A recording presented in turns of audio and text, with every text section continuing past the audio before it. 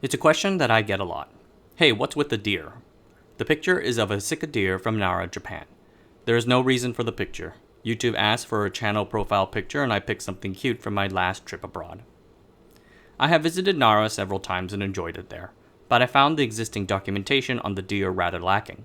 I figure since I have the deer on my channel that I should do a video about it. In this video we're going to look at the Sika Deer of Nara Park and briefly in Taiwan as well. But first, I want to take the time to ask you to subscribe to the Asianometry newsletter. It's a great way to stay in touch with the channel. The newsletter helps get you started with some of the best hits along with new commentary. You can find a link to the newsletter in the video description below, or you can just go to asianometry.com. I've edited out the release time, and you can expect a new newsletter every Thursday at 1 a.m. Taiwan time. Much thanks. The Sika deer is most famous for living in Japan, but it is also present across East Asia. From Vietnam to China to Russia in the north, the Sika deer's range spreads far and wide. Before the waters rose, it is theorized that the lands beneath what is now the South China and Japanese seas used to have deer too. But after the ice ages, the waters and mountains rose and certain populations found themselves isolated on Japan and Taiwan. Sika in Japanese means deer, so the English name Sika deer literally means deer. In Chinese, it is called the plum flower deer, named after the beautiful white spots on its summer coat. I will refer to it as the Sika deer throughout this video. Like its relatives in North America, the Sika deer thrives in a mix of forests and other habitats. They are non-migratory, are not well suited to the winter, and like to eat evergreen broad-leaved plants. Their main natural predators are bears and wolves. Human-deer interactions in East Asia vary by the country. In China and Vietnam, their wild populations have been basically hunted to nothing. In Russia and Japan, they are still quite common. Japan especially so.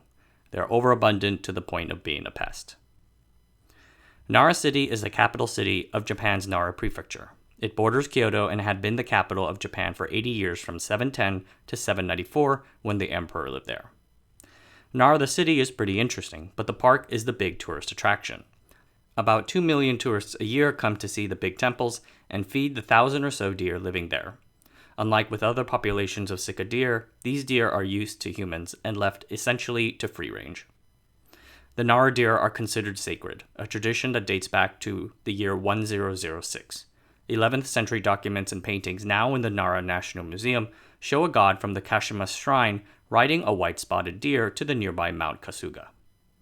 By the 13th century, the killing of a Nara deer was equated to the killing of a priest. They were protected from harm by the Kofukuji Temple, once one of the 7 great temples. In 1602, Tokugawa Ieyasu, the first shogun of Edo-era Japan, continued this tradition and punished those who killed the deer. Without any existing natural predators or culling by humans, the deer population grew fast. The exploding population became a problem for the local Nara people because the deer are immensely damaging to crops and plant life. And as any Nara Park visitor knows, they can get super aggressive towards people. 70 years later, the Japanese government found that they had to do something about the deer. Too many locals were complaining. So they began ceremoniously sawing off their antlers to keep them from destroying lanterns and to reduce injuries to people. This is still being done and explains why many of the deer in Nara you see today have stumpy antlers. In 1880, Nara Park was established. It was a time of modernization in Japan. Old traditions were abandoned, seen as just superstitions. The deer lost their special place and were penned up in the park where overcrowding and poaching began taking a toll. By the end of World War II, there were just 79 deer left in Nara Park, the result of neglect and declining resources. The government declared them a national treasure in 1957, and since then the Foundation for the Protection of Deer in Nara Park has been managing the population, moving pregnant females in preparation for birth, cutting their antlers, and moving problem deer away from private property into the park. There are about 1,000 to 1,500 deer in Nara Park, a very dense population for a small 6 square kilometer area. Despite the amount of rice crackers they steal from tourists, their primary diet comes from grazing on the grasses and plants in the park.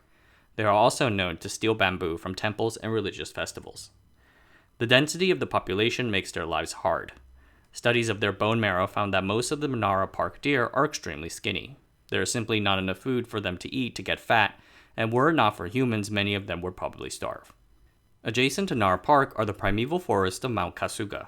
Logging and hunting are forbidden here, but the deer are known to migrate into the forest to eat. Their grazing has affected the forestry and has given the advantage to certain taller trees and plants that the deer do not like to eat. There have been proposals to fence off the forest from the deer, but this has not been really pursued because it would cause the deer to go elsewhere, i.e. private property, for food. The sheer amount of deer and their search for food has caused them to be hit by cars and trains in the area. Various reflectors and fencing measures have been implemented to deal with this, but you still get around 5 to 10 deer-train collisions a month during the peak migratory seasons around January. Many more are hit by cars during periods of low visibility. It's quite sad. It has been over 3 years since I last been to Japan. I love my time there. Walking across the city to get to the park, checking out the temples and standing in line to see what is inside, all of that was fun. But the most memorable parts of my time there involved the deer of Nara. I don't think anyone visiting Japan for the first time should pass up seeing the deer. They will be a highlight of any trip. Alright, let's talk bonus section. The Formosan Sika Deer. Since I live in Taiwan, I feel it is necessary to leave Nara and tell you a bit about the Formosan Sika Deer. Having reached Taiwan over 40,000 years ago with a land bridge, they quickly established themselves all across the island. The Taiwanese Aboriginal people hunted the Formosan Sika deer for their meat and skins. Since there are not that many people around, the Sika populations remain high. But in the 1600s, the Dutch came to Taiwan and established a settlement. They hunted the deer and devastated its population, basically removing it from all of its lands. 110,000 skins a year were being exported to Japan back then. The Japanese came afterwards and ruthlessly exploited them as well. The last wild Formosan Sika deer was shot in 1969. But even though they were extinct in the wild, the deer bred well in captivity and 2 captive populations remained in Taiwan. The first was in the Taipei Zoo. The second was on Green Island, brought there at the start of the century for breeding purposes and then released into the wild after the 1980s. It was decided to reintroduce the Sika deer to the Kunting National Park in 1984. This group of Sika deer grew well, and today the population is about 1,000 strong. If you find yourself in Taipei, definitely consider going to see the Sika deer of Taiwan in Taipei Zoo, roaming their enclosures and eating the grass. Alright everyone, that's it for today, just a short little one.